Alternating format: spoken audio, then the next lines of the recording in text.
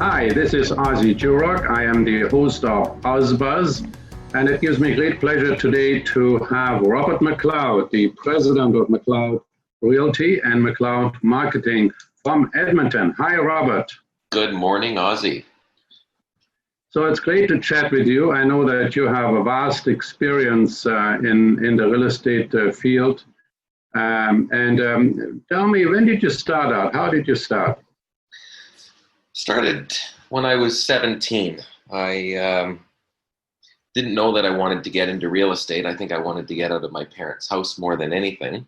And I met a realtor and thought, well, let's go look outside of St. Albert where I grew up, and I was looking in Edmonton at that time, and thought I would try and get into the condominium market. So at 17, I found my first pre-sale and bought that and moved in when I was 19 and had no aspirations or interest to be in the real estate field. I was actually working for my parents' business at that time, and we were in the timber products business, and I enjoyed what I did. We got to do a lot of innovative and different things. I really didn't know what my career path was going to be, and through some life changes, I decided that it was important for me to carve out my own future. And I never wanted to be viewed as the son of the business owner.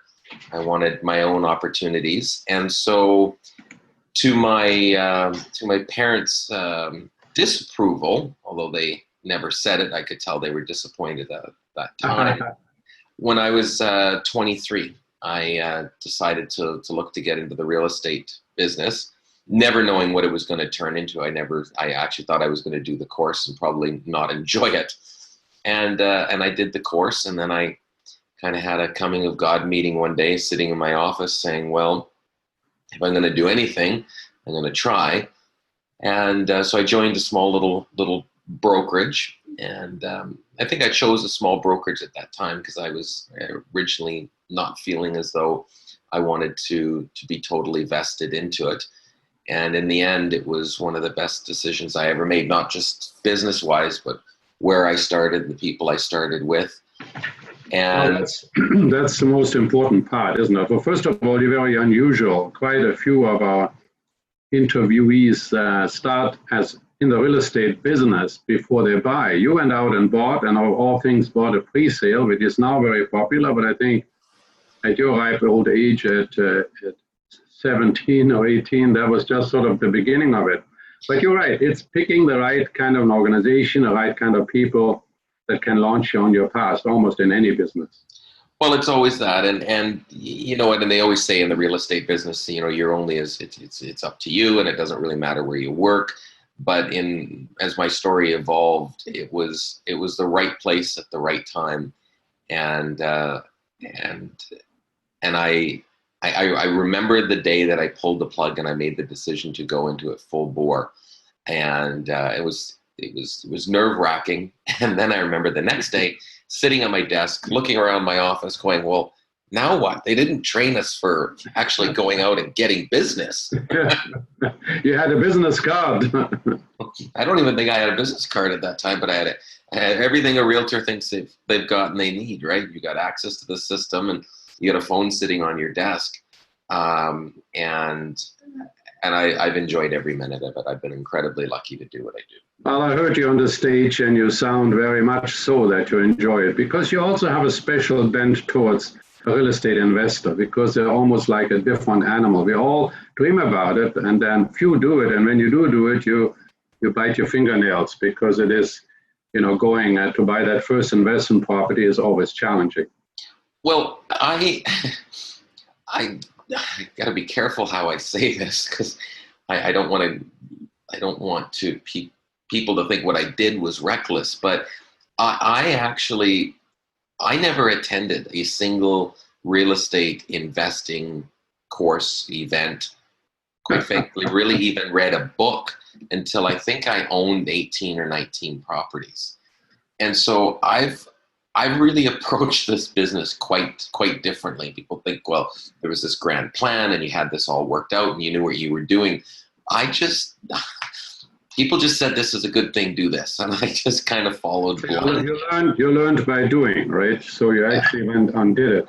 Well, I mean, that's interesting. So you bought your first unit, and no matter who you are, even you must have had some apprehension about that first unit. I remember as a realtor, I had a first-time buyer kit, and I give it to everybody when they bought their first property. And then I said, look, on the way home, you're going to start getting cold sweats, and you're going to wake up in the middle of the night. Then you open this box, and in there were, motivational book and some aspirin, right? The first property is always the hardest.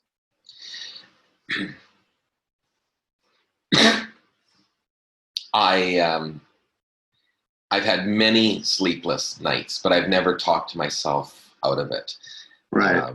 I've said to buyers and sellers in the real estate business, because I view a realtor, which is what I do now, but I view a realtor as our job is to open the door, our job is to give you market information, and our job is to help negotiate, steer you away from pitfalls, give you good, timely advice. Not really to sell. That's right. It is good. They have to make up their own mind. Well, it's like anything in life. You know what? If your gut is telling you don't do it, listen to your gut. If you walk into something, whether it's investment or this or a car, I don't care what it is, you always know whether it's right or whether it's not. I always consider that I've had very good instincts. I don't view it as much as instincts. It's just I've learned to trust my gut.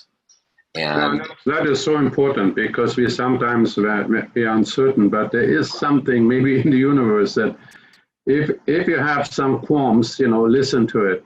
But look, you start with one unit, and then so many people have bought a second property. Well, how do you go smartly from one unit to, say, 4?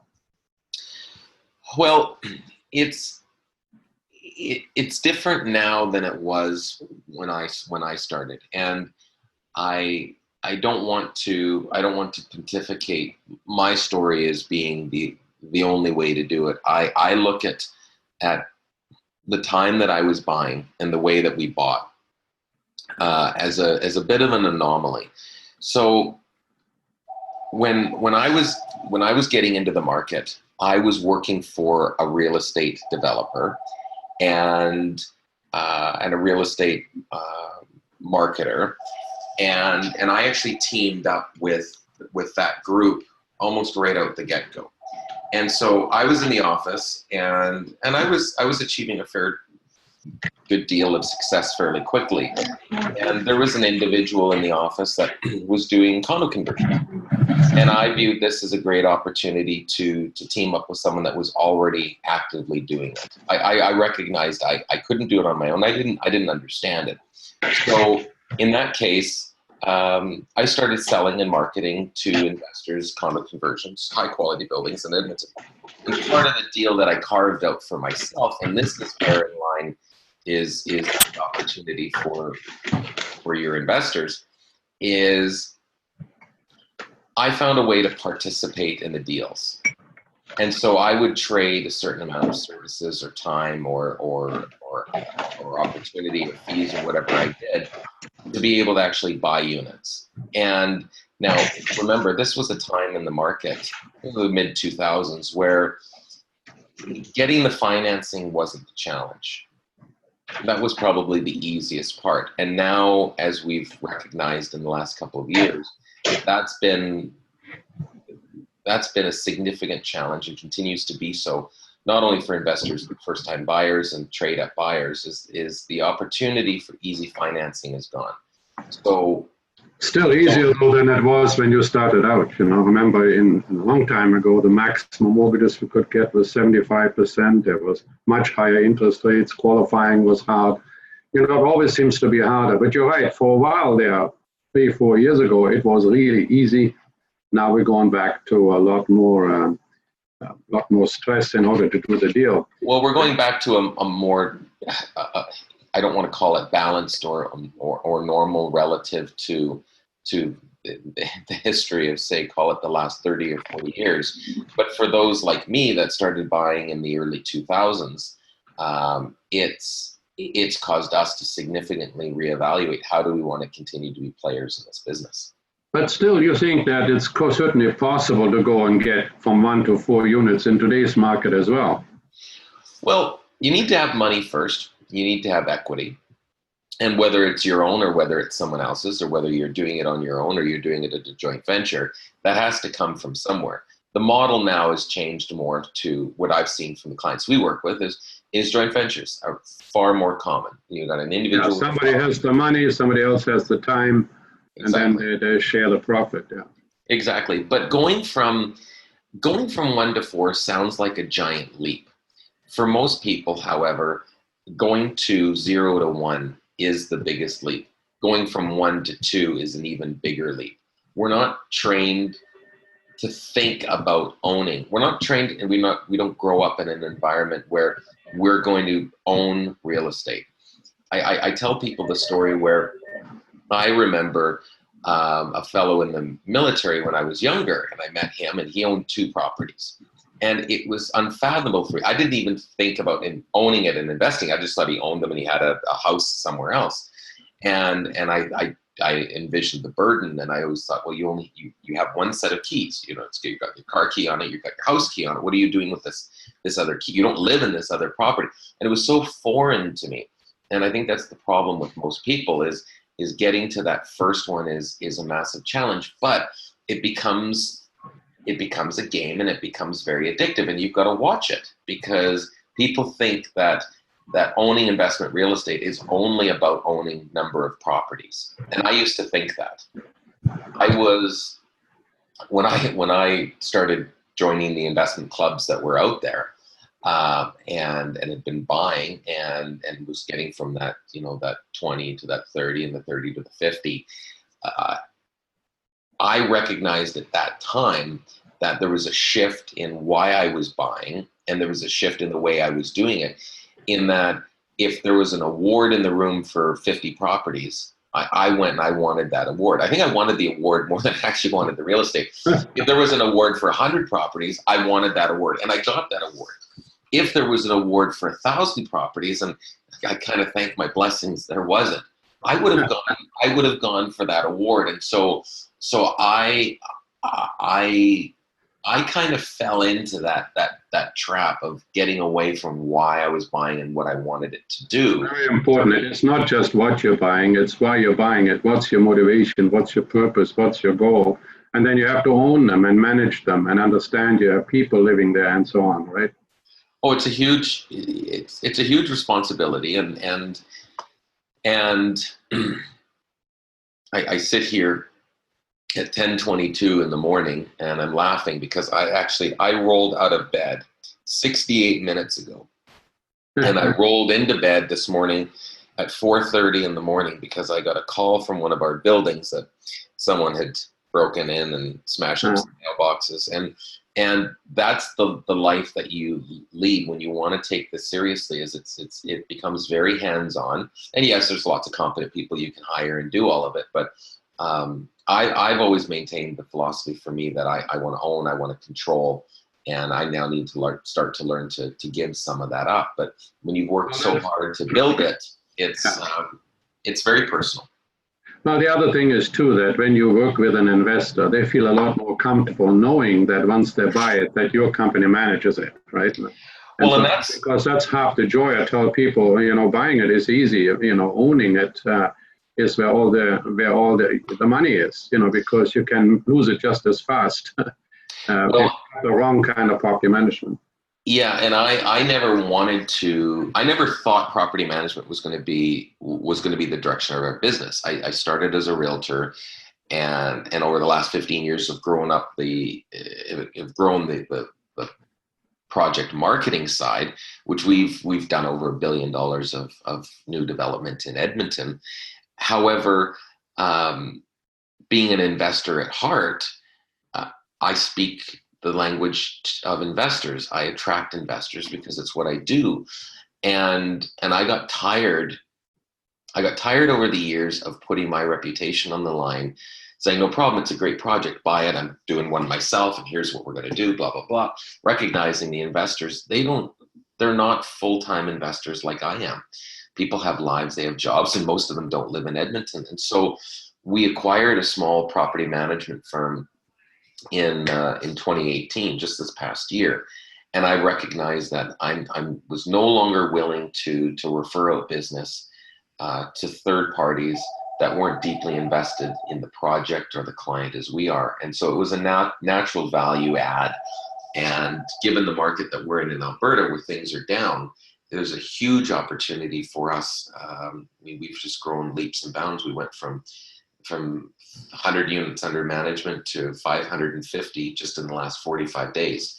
Well, and that shows what the need is. Now, sometimes when you're working with an investor, you know, they have all this vision. I'm going to quit my job. I'm going to be an investor. Is that still possible? I get really scared when I hear that, because I like to advise the investor to keep doing what you're doing. You got to a position in your life where you've either got the money, you got the means, you got the time, you've got something that's working for you. And there's this thought that I want to replace all of my net take-home earnings through real estate.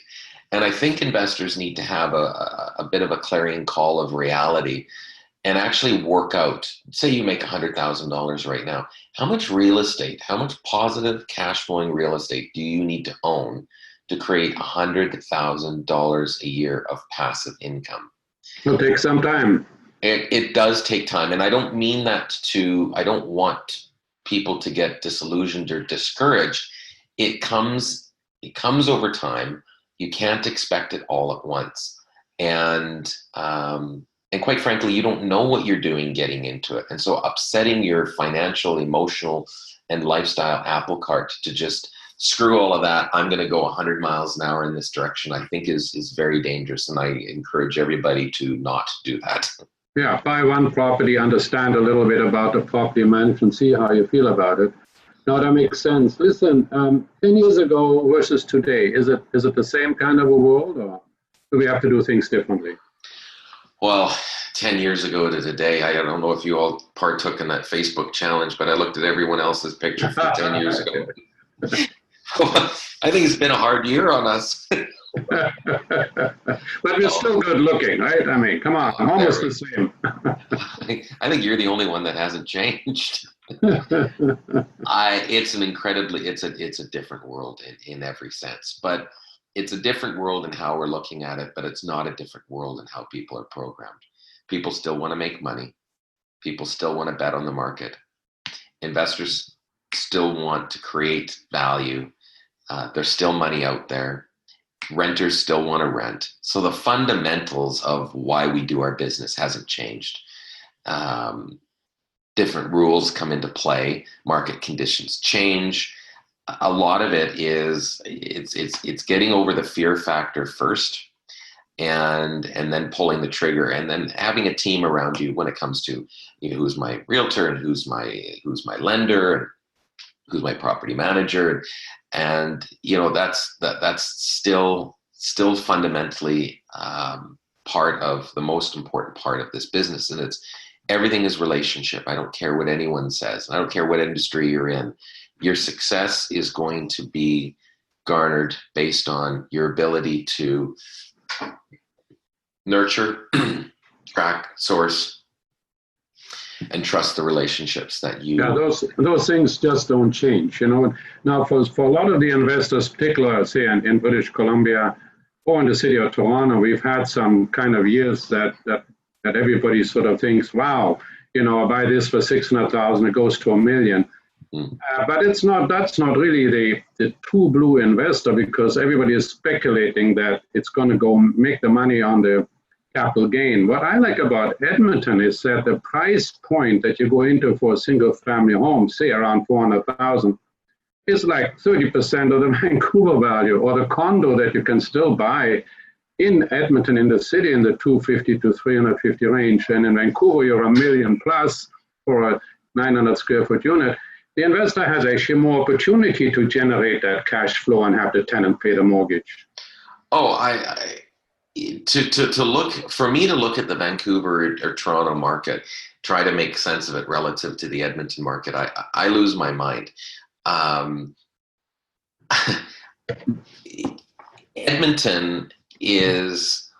Edmonton's always been the Discountville. But when you look at your revenue per square foot relative to Vancouver and Toronto, you recognize that while real estate might not be as expensive, rent is, and it's continuing to grow. And therein lies a unique opportunity. And it's a different market than Vancouver, but the investor that buys in Edmonton, it wears a different hat. And that's, we don't look at the appreciation model in Edmonton. And if we do, for example, of course, I take it into consideration in mind, but I look at it as in a term of decades. I don't look at it as what's it worth next year. I actually don't care what it's worth next year. I look at it and I say, what's my rent going to be next year? Yeah, and what's the property like? I mean, a very nice home in Edmonton that will last another 20 years. And then you look at Vancouver, that 1.7 million wartime bungalow and, on a 25-foot lot, that's just literally decrepit and falling apart. So it's a different kind of market. And I think investors can build a portfolio relatively easier. Well, it's more than, once you get the price point aside. I've got some stats just in front of me right here this morning I was looking at, and every day I always look at how many homes sold the day before in Edmonton, the condos and everything, and what price point, and I try to make sense of what the direction the market's going. And there hasn't been a single property in Edmonton sell for over $1 million this year. The bulk of the properties are selling at a price point that would be unfathomable for most of your listeners, and that's $299,000 to $375,000. And that actually gets you a half decent property in Edmonton. Yeah. And so we've had, I was having a conversation with one of our investors yesterday. He's from Vancouver, and I was telling him the story about another gentleman of ours that came out last week and met us, and came from Vancouver, business owner.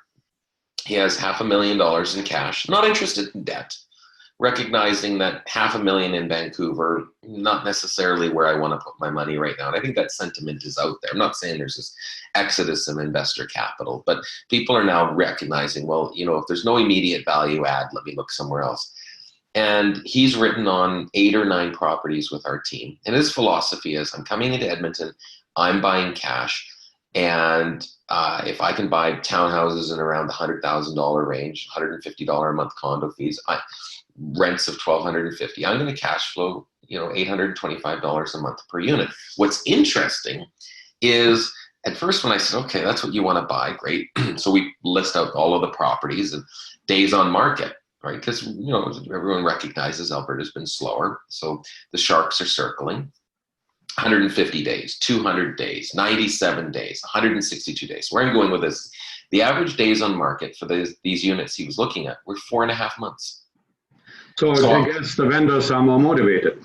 Well, what's interesting is when we started writing offers on this, thinking, oh, well, that many days on market, let's go in 10% under list.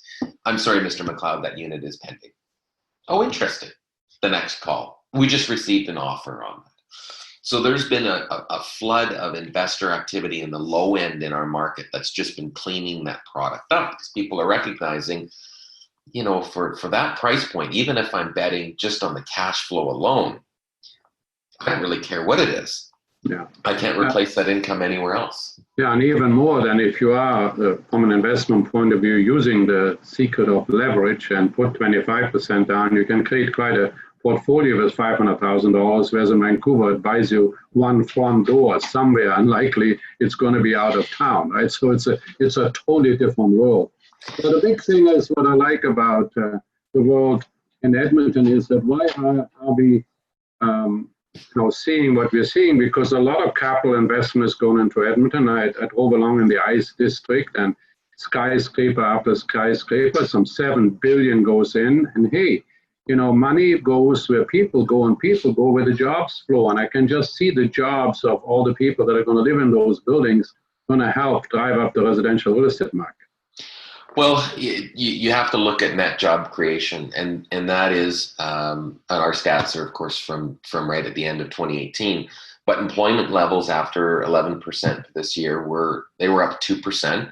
Alberta received or Edmonton received a net gain of 26,500 from a year ago. So, you know, the jobs, the infrastructure is created and built. There's a spike in jobs. People move in, but they never all move out. This thought that Alberta is you move in and then everyone leaves is just not true. People come, they plant roots. And yeah, we actually have a net outflow from BC at the end of the third quarter from BC going to Alberta and Saskatchewan, and people go there for the jobs and house prices. And so there's certainly something, we have a lot of international immigration into BC, but the interprovincial has changed. Not everybody is leaving Alberta. And I think from a lifestyle, I look at Edmonton and Calgary as great cultural environments to bring up your family. And hey, if I can buy a $400,000 home in some of the great districts, it's got to be a great future for me and my family. In the long run, isn't that what we all want, right? We want to have a place that we own. So you like Edmonton? You think the future is bright? I'm an Edmonton fan, and I've lived in different places in the world, and I've had a lot of other opportunities to travel and explore other places. And you know what? It's the market has always brought me back to Alberta. We've got a young, diverse population. We've got billions of dollars of major infrastructure projects underway, and you can afford whatever you want. You can have disposable income at the end of the day to travel and buy and do the things that you do. And so once you get past this, kind of the joke of what people think the city is, or you know, the climate, or what are you going to do, or how are the winters, you know what, it's all your mindset. And I've managed to carve out a lifestyle here in Edmonton that affords me the opportunity to go and do all the things that I want to do, but not be limited based on the type of industry that I want to work in, because that's whatever industry you want to be in Alberta, there's a job for you. And the opportunity, regardless of good market or bad market, is here. And on the property management side, my litmus test, I always look at first. I get 4 or 5 credit applications a day. They come back through my desk, and I have to make a judgment call based on the credit report and the application. And in the last 2 months, 65%, and it went from almost 0 to 65% of the applications that we are getting now for tenants have an area code outside of Alberta.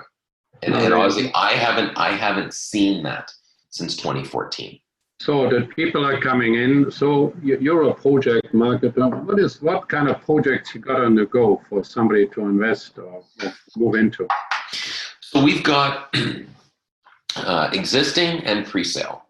And our existing inventory, we have high quality, low rise buildings in Northwest Edmonton and Southwest Edmonton. And in both of those projects, we've moved a significant amount of our effort and energy into our investor program with optional pooled rental management. And that's proven to be incredibly successful for us, because that's what people want. They want brand new. They want hands off. They want to mitigate their risk, and so that model has been almost 70% of the business we've done in the last 14 months. So let's say I want to buy an investment condo. What square footage will I get for how much money, full price? So for about $230,000, you're going to get 930 square feet. So just under $250 a square foot gets you brand new low rise. And that'll be generating about $1,550 per month. So when you factor in all your costs on that, cash flow is going to be in and around the $100 range. Now, you and I know this well enough, but I think it's always important because we always talk cash flow. Cash flow is just a very small part of the basket of the financial opportunity that comes from owning. The flip side to it is going to be the wild card in Alberta going into the next 2 elections and change in government and what's going to happen to pipeline. And so there's this no man's land of unpredictability when it comes to what's going to be the future value. But I think it's probably a good bet to make that Canada's backbone is the oil industry, and things will happen there. But even just, let's say, buy that $230,000 condo. When you have that $100 cash flow, that means you paid the taxes, you paid the starter fee, and you paid what? A 75% mortgage payment. And then you have the mortgage reduction every month, and then you have maybe a tenant paying that. Those kind of deals are just not available in Vancouver.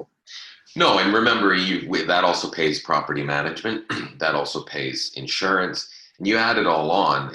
You know, cash flow is the name of the game. If you're not, you got to make a pretty big mistake and a bad bet in Alberta to buy something that doesn't cash flow.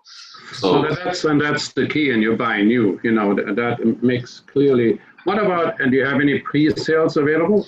We do. So we launched a tower downtown. So downtown Edmonton, for anyone that hasn't been to Edmonton in recent years, just Google some images of it and see what's going on. I had to run out of town yesterday, and I was driving back in from the west end of this, west of Edmonton, about 100 kilometers out. 35 kilometers outside of the city, I was able to see our skyline. Up until a year and a half ago, it would have been 10 kilometers outside the city, you would have seen it. So the completion of Ice District downtown has been a significant game changer for not just residential downtown, but commercial real estate. Commercial real estate market in Alberta, even despite the downturn, has been, we've had record years into the amount of institutional money that's come into Edmonton, because they've recognized and they've bet on Edmonton as the future for a safe and a good value add play in Canada is the place to be. But we launched, we completed a tower in Ice District called Ultima a year and a half ago. It was incredibly successful. The second tower we launched in October, it was called the View at Grandin City. And so that's right downtown, across the street from the LRT, 2-3 blocks from the Alberta Legislature building. So we launched that in October, and therein lies an opportunity to get into the market in and around the $500 a square foot range, concrete construction, all glass curtain wall. And we've had 3 or 4 trips of investors that have come out from Vancouver that have picked up units in the building. We're going to be rolling. One of our investors bought a flank of units in that building, which will all be furnished executive rentals. So, well, when you look at Vancouver, you know that, of course, 500 a foot, that just doesn't exist. I think our average now is around 11 to 1,200.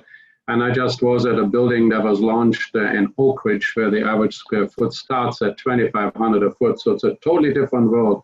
Look, Robert, I've totally enjoyed our chats. I've seen you on stage. I've seen you for many years being a quality guy that people can trust and buy something from and have their property managed. I think you have any final advice to our listeners? I was thinking of this morning, and the advice I'd give anyone right now in the world that we're in is spend more time reading, but spend even more time actually thinking about what you're reading. We live in a world now where we're just bombarded with information, and I see people trying to absorb it, but I don't see people trying to understand it. So whether it's real estate or whether it's news or whatever it is that you're being bombarded with, I just advise and urge everybody to just take a big step back, think about what you're reading, what you're absorbing, and don't read into the narratives. We've got a lot of opportunity in this country, despite the polarization of where people think things are going. And sometimes the best time to get into the market is when there's fear and when there's uncertainty, but at the same time, don't read into it. Real estate at the end of the day has created more opportunity, and the best thing I ever did was not knowing what I was doing and making the decision to get into real estate. And it's created so much opportunity, not only the financial side, but to have opportunities to have these sorts of discussions and let everyone recognize that it doesn't matter what your education is, it doesn't matter what your background is. Anyone, if I was able to do it, I can urge you and I can promise you anyone can do it. Well, I think you're so right. I think real estate allows you to have a better lifestyle. I love your advice on reading different things. You know, people have lived before us and have lived interesting lives, and we may actually have the ability to learn something. That's why in my OZZIE'S every week I write about a book that interested me that week, and I'm always surprised sometimes as to how simple life can be if we just become a little bit more multidimensional. Well, there's no question about it. Robert McLeod is multidimensional. Thank you so much for taking the time, and hope to see you again. Take care. Thanks, Ozzie.